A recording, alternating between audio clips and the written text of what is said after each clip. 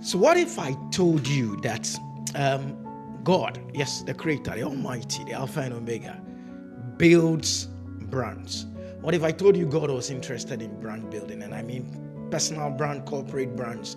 But God had an interest, he has an interest in building brands. Would you be surprised? Don't be. Join me in this video. I'm going to share some thoughts on why I believe God is into brand building, and then why I also believe that God is actually interested in building you a great brand. Join me in this week's edition of Fruitful with Jerry Hall.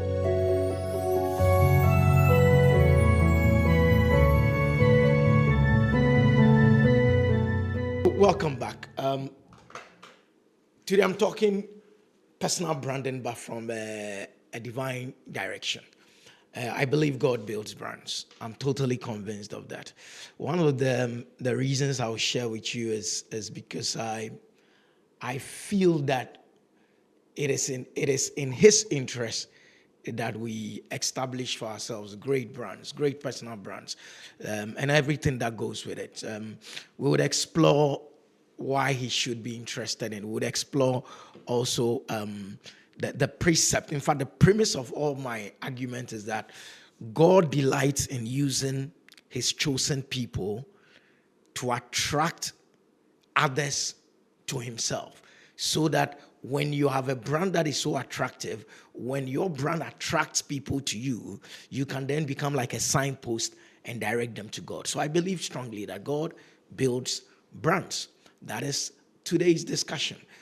First of all, let's start with, what is a brand? What is a brand? Well, what is branding? And one of the first things you would be told or you would learn when it comes to branding is that branding is actually the perception people have about a person, a product, or a business, an organization. That's where corporate branding comes in. It's a perception. It is a perception that people have of individuals, of businesses, the mindset that people form, or in the impressions that people have about others.